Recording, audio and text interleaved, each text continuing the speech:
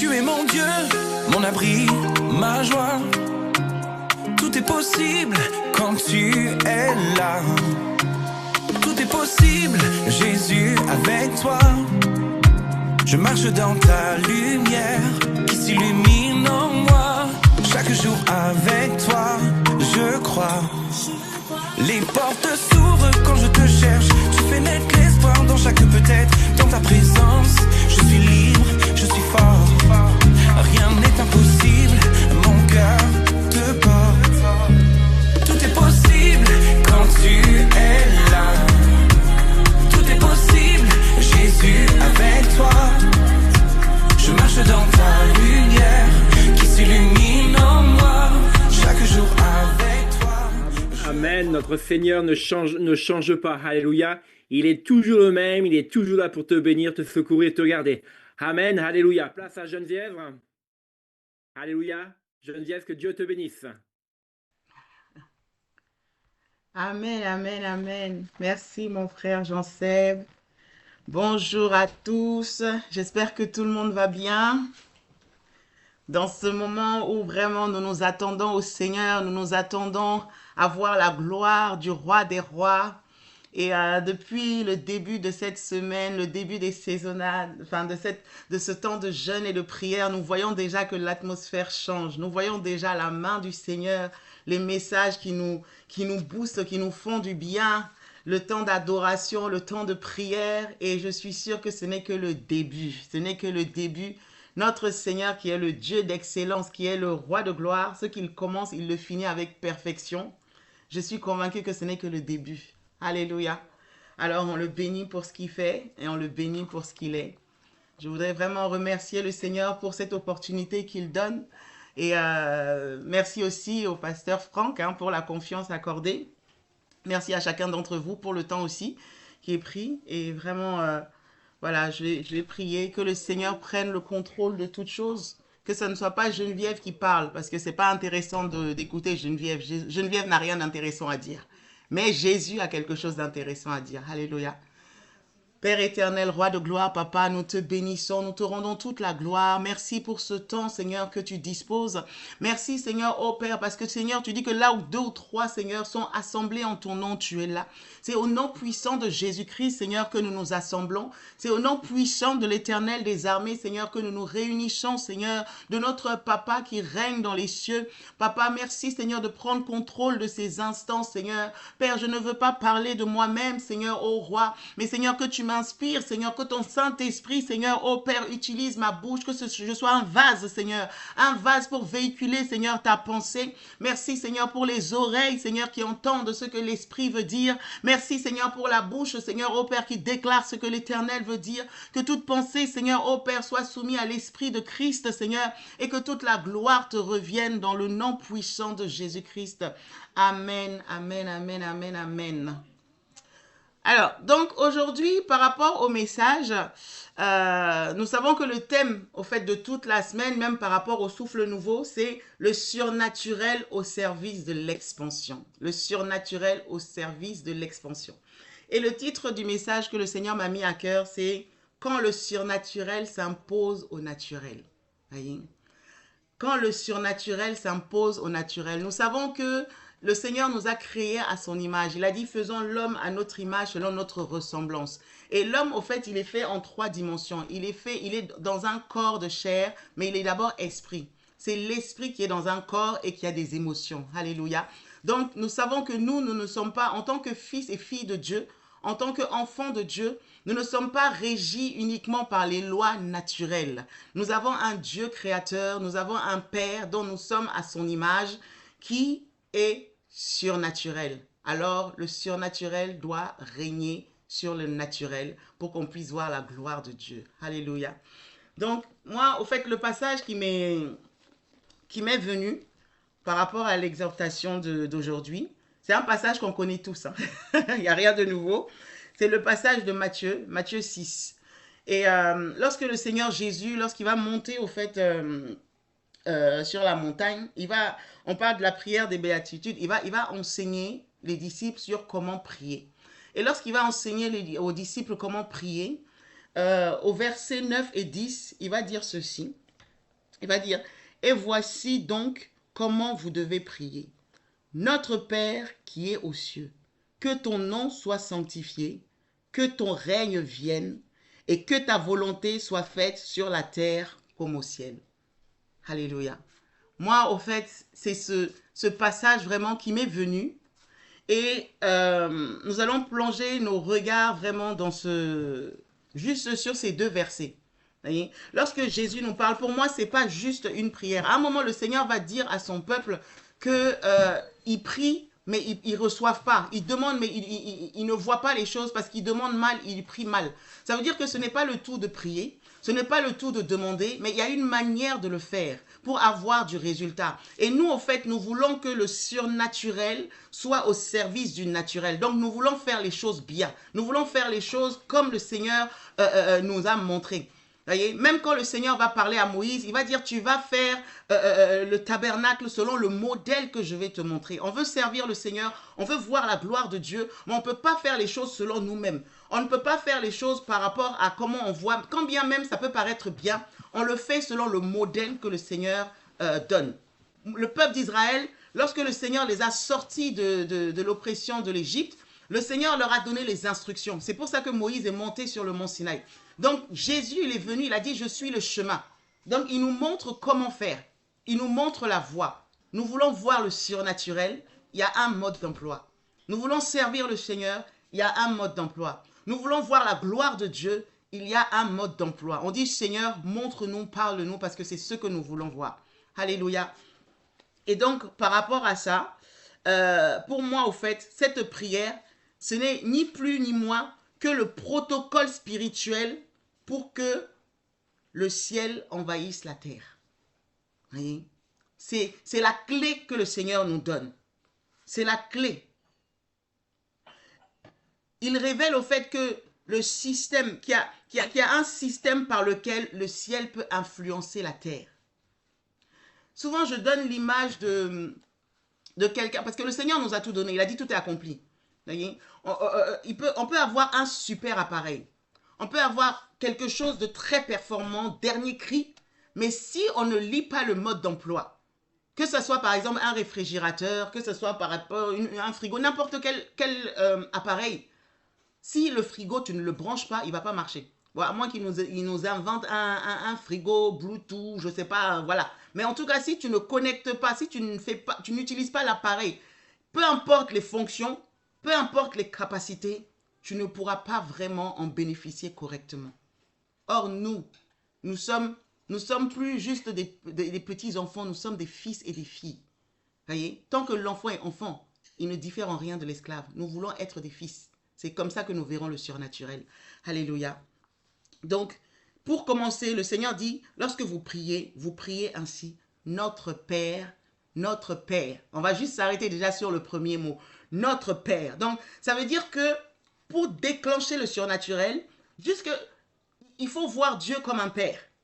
Jusque-là, au fait, on connaît l'histoire du peuple d'Israël. Quand Abraham a rencontré le Seigneur, Dieu va se présenter, il va dire, je suis le Dieu d'Abraham, je suis le Dieu d'Isaac, je suis le Dieu de Jacob. Et il va se glorifier, il va parler par les prophètes. Et les prophètes nous parlaient d'un créateur, de Yahweh. Celui qui est le créateur du ciel et de la terre. Celui qui est la source, le Père de toutes choses. Mais quand Jésus, la clé qu'il va nous donner, il va nous donner une clé particulière. Il va dire, au fait, il y a une différence entre voir Dieu juste comme Dieu ou voir Dieu comme un Père. Pour déclencher le surnaturel, il faut voir Dieu comme un Père. Oui. Parce que le fait, qui dit Père, dit que c'est ta source. Qui dit Père, dit que c'est ton origine. Qui dit Père, dit que son ADN est en toi. Qui dit Père aussi, dit que c'est celui qui est bienveillant, qui est protecteur. Donc rien, toute arme forgée contre toi sera nulle et sans effet. Parce qu'un père veille sur ses enfants. Un père, au fait, pourvoit aux besoins de ses enfants. Un père est celui qui est là comme protecteur, comme gardien, mais comme pourvoyeur aussi. Donc tout ce dont tu as besoin pour l'expansion du surnaturel, il va te le donner. Donc, pour voir ça, il faut que tu le vois déjà comme un père. Avant toute chose, Père. Tu peux venir, Yahweh Rapha, il guérit. Yahweh Jireh, il pourvoit. Yahweh Nissi, tu peux voir, voilà, tu peux le voir de différentes manières. Mais cette dimension du surnaturel, tu dois vraiment prendre conscience et avoir la révélation de à qui tu parles. Et tu lui parles en tant que Père, celui qui t'a créé, celui qui est proche de toi et qui te révèle, dont tu tires ta source. Le Père. Et ça fait toute la différence. Ça fait toute la différence. Et quand on parle de Père, on parle aussi de l'alliance. Voyez? On parle de l'alliance, on parle de l'alliance et on parle de l'héritage. Qui dit Père, on parle aussi de l'héritage. Donc, tu viens avec une connaissance. Plus tu connais ton Père, plus tu connais ton identité. Plus tu connais ton Père, plus tu connais tes droits. Plus tu connais ton Père, plus au fait, il te révèle les choses cachées qui t'aident à aller d'excellence en excellence. Le peuple d'Israël, quand le Seigneur va leur parler, il leur donne les instructions, mais il leur donne aussi le devoir et la responsabilité d'enseigner à leurs fils, d'enseigner à leurs filles. Donc, ça veut dire qu'il y a une transmission. Normalement, dans la culture israélite, enfin dans la culture des Hébreux, lorsque Dieu leur parlait, Dieu leur disait, ces instructions-là, ce que je vous donne, vous devez le transmettre. Tu l'enseigneras à tes fils, aux fils de tes fils. Et toutes les fois où il n'y a pas eu cette transmission, le peuple s'est égaré. Il y a une nouvelle génération qui est arrivée qui n'a pas suivi. Et donc Dieu même qui a donné au fait cette directive, s'il est ton Père, sois assuré et rassuré qu'il va te donner ce qu'il faut. C'est pour ça qu'il a même envoyé son Saint-Esprit, qui est là au fait comme l'enseignant, comme le pédagogue, comme celui qui va te donner les directives. Donc quand tu viens en disant notre Père, tu as tout l'équipement qu'il te faut. Il te donnera tout l'équipement qu'il te faut. Voyez? Notre Père. Il y a une régénération dans l'esprit. Notre Père. Un étranger peut admirer Dieu. Un religieux peut parler de Dieu. Mais un fils manifeste Dieu. Un fils manifeste le royaume. Et c'est à cette dimension-là que le Seigneur nous appelle. Manifester la gloire de Dieu. Tu deviens le représentant du ciel sur la terre. Tu deviens ambassadeur, notre Père. Et Jésus a fait toute la différence parce que les prophètes parlaient, mais Jésus est venu nous révéler Dieu comme Père. Donc c'est la clé déjà par rapport à cette prière. Le Seigneur, le Créateur de toutes choses, est mon papa. Et maintenant, quand tu réalises que c'est ton papa, tu réalises aussi ce qui se passe. Alléluia. On dit notre Père qui est aux cieux. Quelque chose qui m'interpelle, il n'a pas dit notre Père qui est au ciel. Il dit notre Père qui est aux cieux. Ça veut dire qu'il y a une dimension. La Bible dit que les cieux des cieux ne peuvent le contenir. Donc, il règne dans le ciel qui est au-dessus du ciel, et il règne dans le ciel du ciel du ciel. Il règne dans l'univers. Notre Père qui est aux cieux. Le ciel est son trône. La Bible dit, le ciel est son trône et la terre est son marchepied. Donc, notre Dieu, il règne dans le ciel. Notre Père qui est aux cieux. Donc, tu sais où est-ce qu'il est. Tu sais, tu connais l'adresse. Spirituellement, tu géolocalises là où il est.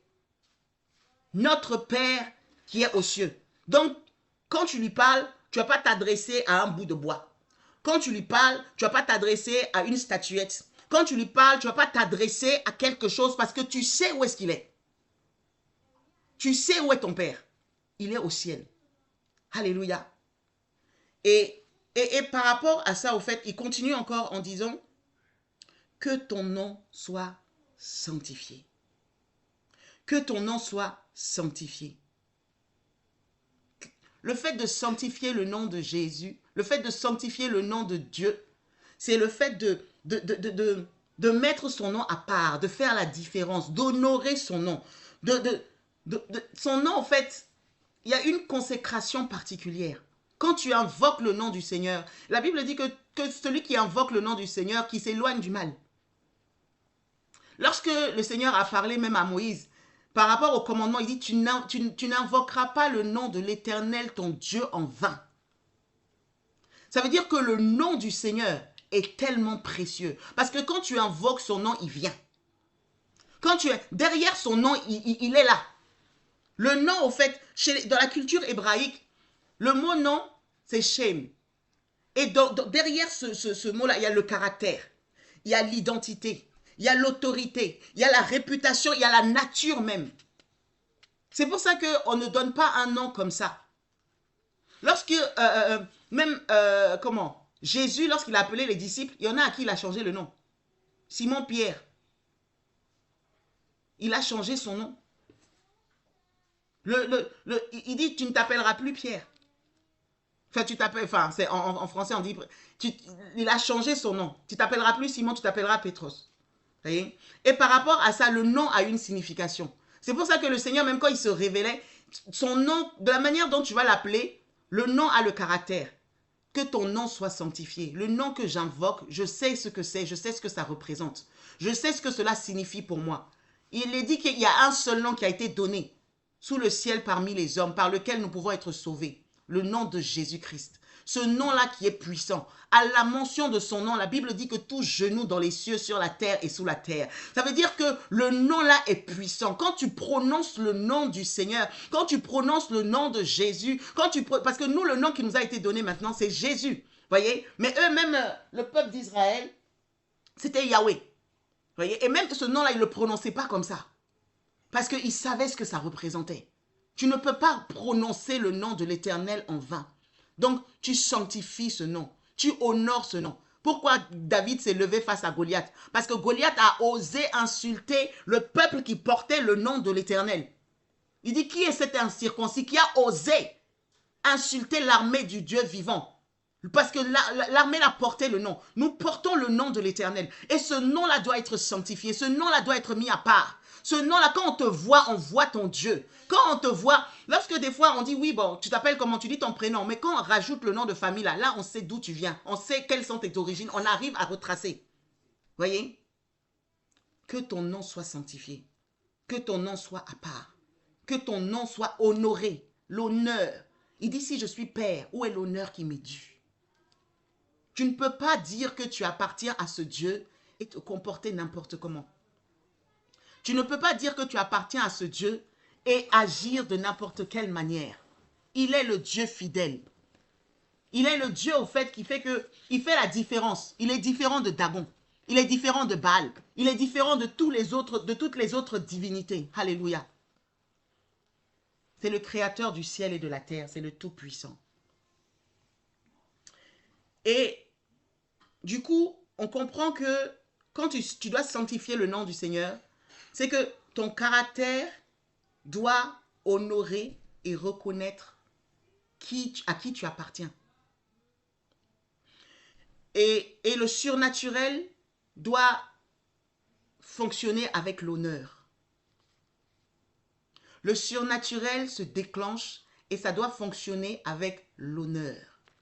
Un enfant de Dieu doit savoir ce que signifie le mot honorer. C'est important. Dieu même te dit que tu dois honorer, non seulement tu honores ton Dieu, mais tu dois même honorer ton père et ta mère. Tu ne peux pas dire que tu es enfant de Dieu et tu te comportes n'importe comment. Tu parles n'importe comment aux gens.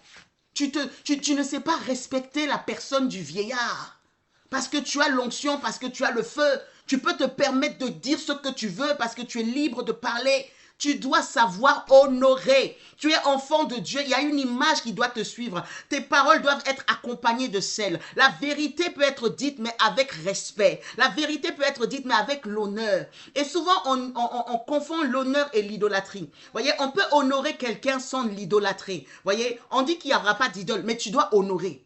Tu honores tes aînés. Tu honores les personnes qui sont établies. Tu honores les personnes dont tu reconnais la main de Dieu sur leur vie.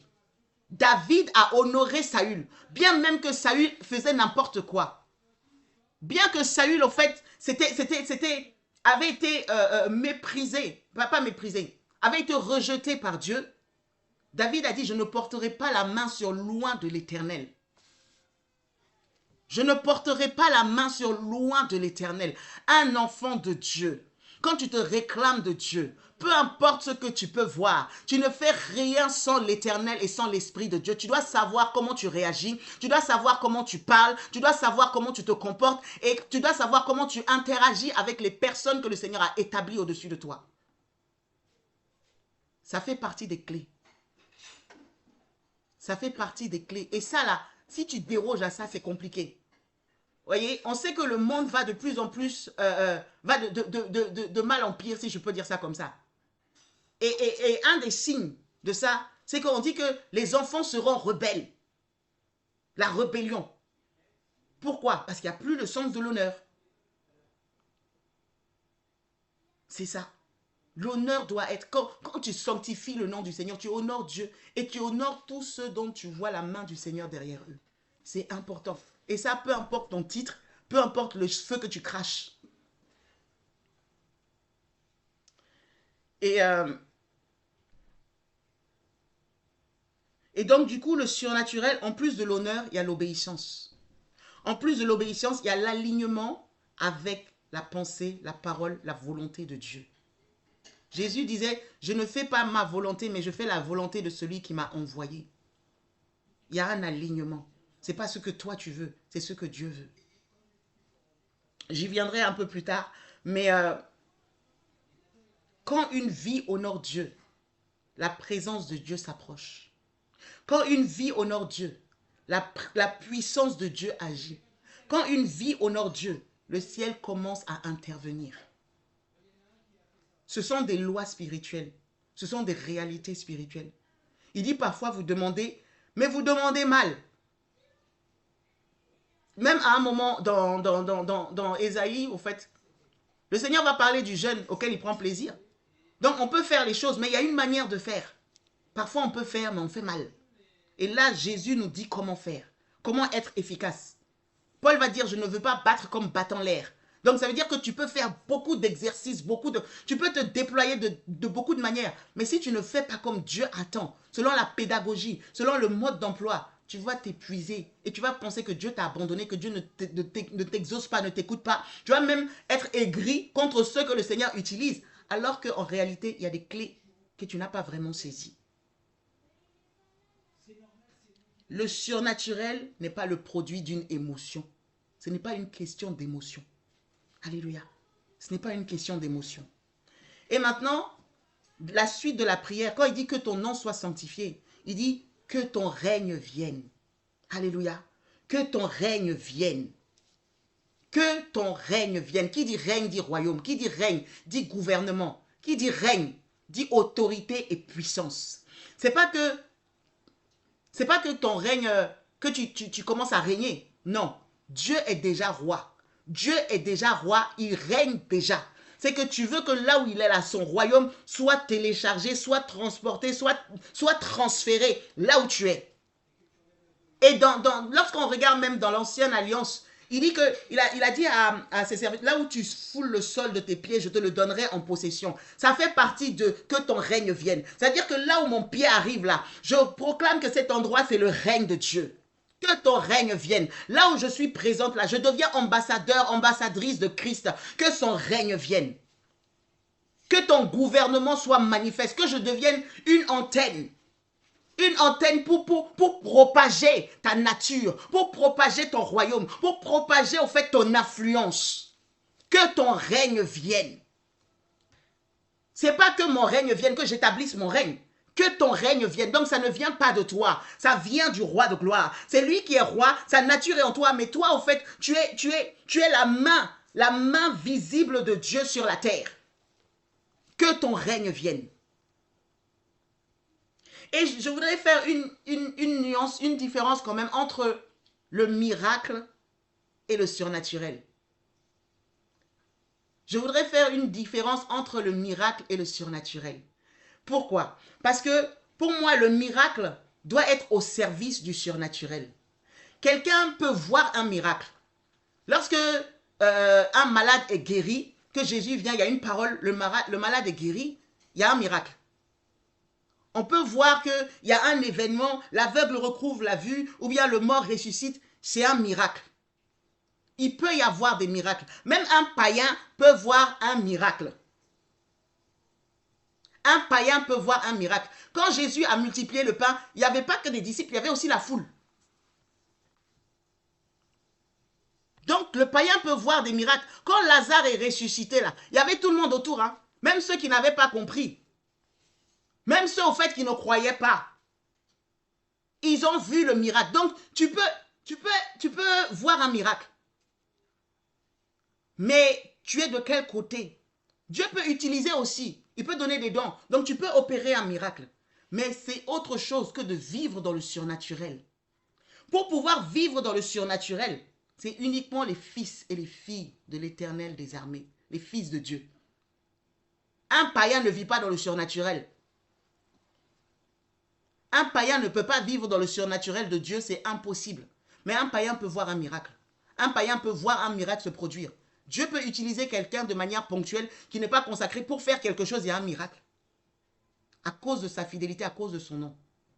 Mais pour vivre dans le surnaturel, tu dois être fils. Pour vivre dans le surnaturel, tu dois être fils.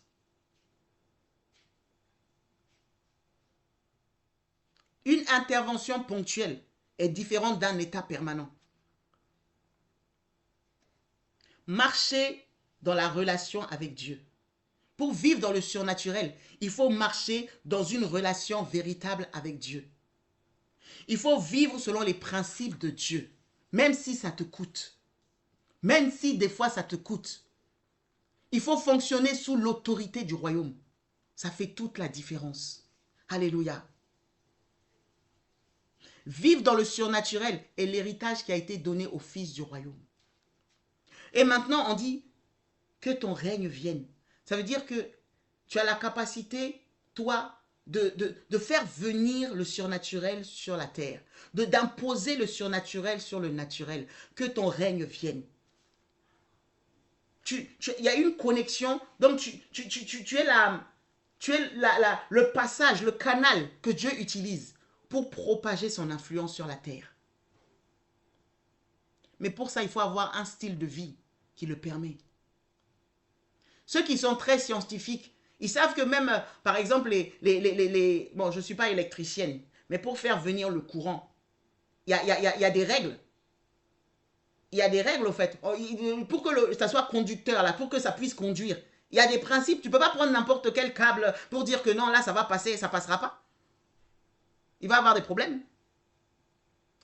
Donc, nous, au fait, si nous voulons que la connexion passe, nous devons être exactement comme il faut pour que le roi de gloire nous utilise. Alléluia. Et maintenant, quelles sont les conditions réunies? Quelles sont les conditions? La sainteté. Alléluia. L'obéissance, la foi et toutes ces choses sont des éléments indispensables pour cela. Et après, lorsqu'on dit que ton règne vienne, lorsque Dieu t'utilise, lorsque Dieu décide que au travers de toi, le surnaturel soit déployé, il t'a équipé, les miracles t'accompagnent, les prodiges t'accompagnent, la main de l'Éternel est sur toi, les anges même sont à ton service et ça se voit de manière manifeste. C'est pour faire quoi? C'est pour faire la volonté du Père, que ta volonté soit faite. Ce n'est pas pour ta volonté. Ce n'est pas pour qu'on dise, oh c'est moi, voyez, j'ai pu ressusciter à mort, voyez, quand j'ouvre la bouche, il se passe telle chose. Lorsque même les disciples ont commencé à aller voir Jésus en disant, oh, les malades sont guéris, il y a eu ceci, il y a eu cela. Le Seigneur dit, réjouissez-vous plutôt que de ce que votre nom est inscrit dans les cieux.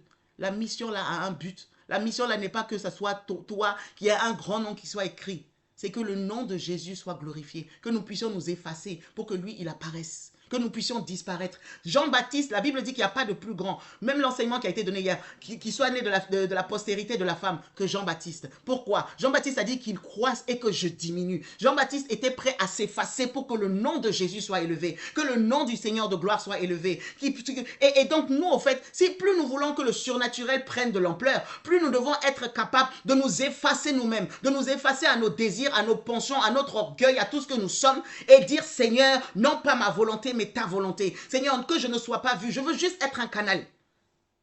C'est ça. Que celui qui veut être grand se fasse le plus petit de tous.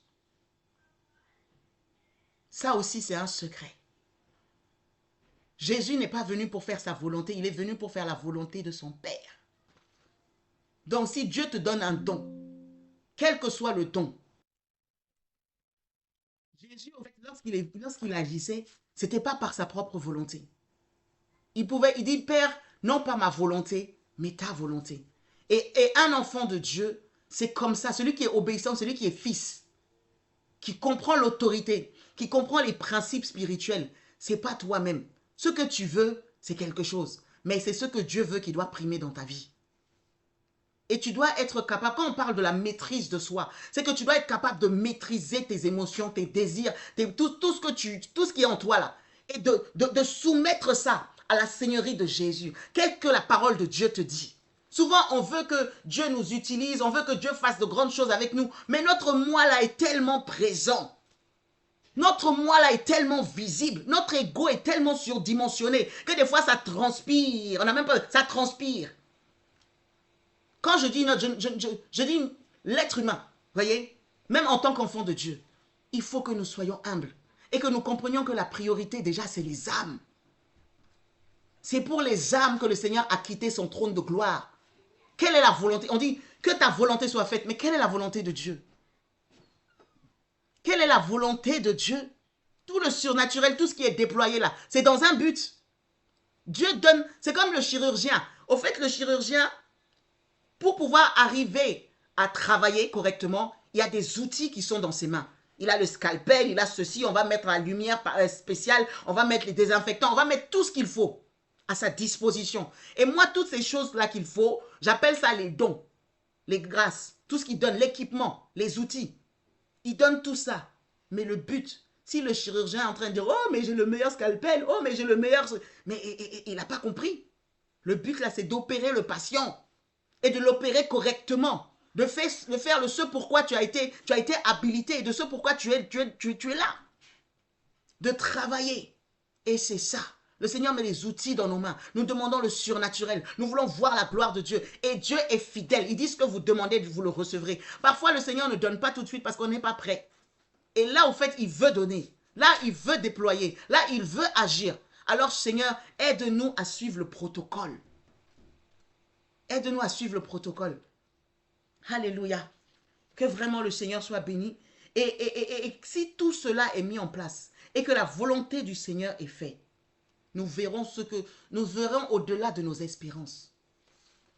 Nous verrons au-delà de nos espérances. Les cœurs seront touchés. Les vies seront transformées. Et hier, parmi les sujets de prière qui ont été donnés, et je crois que c'est celui sur lequel même je suis tombée, c'est aussi élevé sont les cieux de la terre, aussi éloignés sont les pensées du Seigneur de nos pensées. Et nous devons demander un alignement. Voyez, parce que les pensées humaines sont différentes des pensées divines. Et donc, nous, humainement, on nous donne des valeurs, on nous enseigne des choses. Mais il faut veiller à ce que, quel que soit ce qu'on voit, quel que soit ce qu'on entend, on puisse le superposer avec la pensée du Seigneur, la volonté du Père. Alléluia. Donc, moi, c'est vraiment ça. Et je voudrais finir par un exemple, parce que le Seigneur m'a beaucoup enseigné ces derniers temps, notamment par rapport à... Il m'a interpellé concernant un esprit qui agit beaucoup et dont on parle très peu. Souvent, on va se méfier de l'esprit de Jézabel, on va parler un peu de l'esprit de Delilah, mais le Seigneur a emmené mon regard sur un esprit dont on ne parle pas. En tout cas, moi, je n'ai pas beaucoup entendu parler de cet esprit-là. C'est l'esprit qui animait la femme de Potiphar. Et je suis arrivée à la conclusion que c'est un esprit qui est encore plus dangereux que Jézabel, qui est encore plus dangereux que Delilah. Voyez? Parce qu'encore Jézabel, elle a dit clairement que l'Éternel me traite dans toute sa rigueur si ta tête reste au-dessus de toi. Elle s'est pas cachée. Le prophète savait à qui il avait affaire. Dalila, elle, c'est la persévérance, la séduction. Elle insistait, manipulation. Et comme Samson n'avait pas la persévérance comme il faut, à un moment, son âme s'est impatientée à la mort. Mais la femme de Potiphar, non seulement elle a usé de toutes ces influences-là, mais elle, c'est un esprit de manipulation terrible. Voyez? Parce qu'elle a pris le manteau de Joseph. Et quand Joseph lui a laissé son manteau, c'est ce manteau-là qu'elle a utilisé pour le détruire, en utilisant comme preuve, comme pièce à conviction. Et le Seigneur m'a fait comprendre qu'en tant qu'enfant de Dieu, nous ne devons pas marcher par la vue, mais nous devons marcher par la foi. Et je voulais vraiment libérer cette pensée-là, profiter pour libérer cette pensée-là. ceux qui vont agir dans le surnaturel, qui veulent agir dans le surnaturel, nous ne devons pas nous baser sur les choses visibles. Nous devons monter dans le règne spirituel. Pourquoi? Parce que quand la femme de Potiphar a appelé tous les serviteurs, elle leur a montré les preuves. Et c'était vraiment le manteau de Joseph. C'était vraiment le manteau de Joseph. Je pense qu'elle a dû même créer d'autres conditions, déchirer ses vêtements, aller se jeter par terre, commencer à crier en disant voilà ce qu'il a voulu faire. Donc tous ceux qui marchent par la chair, tous ceux qui marchent par ça, par leur sens, on dit ah oui, assurément, et ils ont condamné Joseph. Mais pour pouvoir régner, pour pouvoir dominer sur cet esprit, il faut être spirituel. Il faut être de la même nature que Pierre. Voyez? Parce que lorsque Ananias et Saphira sont venus en disant nous avons reçu que ça. Voici l'argent. Il a regardé dans le visible. Il a dit ah c'est bien cet argent, merci. Mais il est monté dans le règne spirituel. Et il a vu qu'il y a un décalage. Il a vu qu'il y avait un mensonge, il y avait une manipulation. Donc, et le Seigneur même disait que quand on vous parle là, il faut que ça soit sur la déposition de 2 ou 3 témoins. L'ennemi envoie des agents, il envoie des personnes, parce que l'Église, au fait, notre force, c'est l'unité. Et donc, il va envoyer des choses bizarres. Et il faut que nous soyons de ceux, nous avons entendu, nous avons vu. C'est vrai que manifestement, physiquement, c'est comme ça. Mais rentrons dans le règne spirituel. Rentrons dans le règne spirituel. Qu'est-ce qu'il en est réellement? Et là, tu vois ce qu'on ne te montre pas. Tu entends ce qu'on ne te dit pas. Et tu es capable de parler et d'agir selon la volonté et la justice de Dieu. C'est bien que tu sois dans le surnaturel. Mais il est indispensable de regarder dans le règne spirituel. Alléluia. Pour que nous ne fassions pas du dégât. Pour que nous soyons alignés. Pour que l'esprit de la femme de Potiphar ne vienne pas. Parce que même Potiphar, quand il est venu, il a regardé, il a entendu. En plus, il y avait toute une armée de témoins, de faux témoins qui étaient là. Eh bien, il a condamné Joseph. Mais ce qui est merveilleux, la Bible dit que toute arme forgée contre vous sera nulle et sans effet. Et ce qu'on fait en mal contre toi, Dieu va te propulser. Tant que tu demeures intègre. Voyez, le surnaturel va attirer des combats.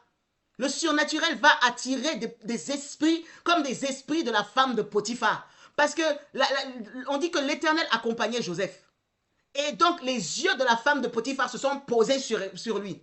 Donc on demande le surnaturel, mais il faut que nous soyons conscients que quand tu demandes le surnaturel, le monde te voit. La Bible dit que ta lumière brille, ta lumière va briller. Les enfants de Dieu vont te voir, les païens vont te voir, mais les esprits aussi là, ils vont te voir. Les femmes de Potiphar là vont te voir et vont vouloir éteindre ce qui est en toi et vont vouloir utiliser même ton manteau, ta position, ton autorité, le feu que tu as, l'onction que tu as. Et il y a des fois où tu dois mourir à toi-même, accepter même de renoncer à tout ça pour garder ton intégrité. Alléluia. Alors, que le Seigneur puisse aider chacun. Que le Seigneur puisse soutenir chacun. Et je crois que Dieu ne parle jamais en vain. Au nom puissant de Jésus. Que son nom soit béni. Amen. J'ai fini. Amen, amen, amen. Gloire à Dieu. On peut offrir une acclamation au Seigneur et aussi encourager notre sœur pour le message, le bon message qui nous a été apporté et aussi un appel à discerner les esprits de séduction, les esprits de manipulation. Nous avons besoin de l'onction du Saint-Esprit pour percer à jour ce que l'ennemi trame dans les ténèbres. Et le jeûne et la prière permettent cela.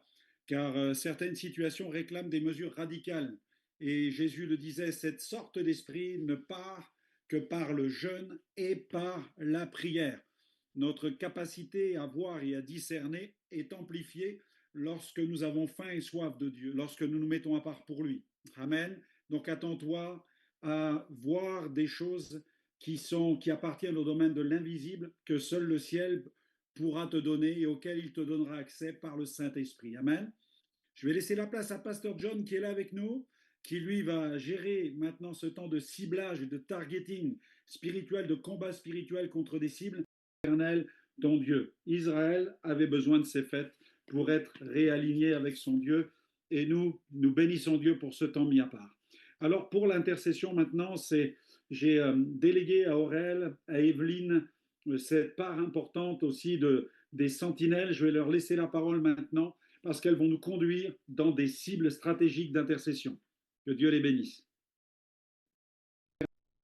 N'hésitez pas à liker, à partager la chaîne et à vous abonner. Soyez bénis.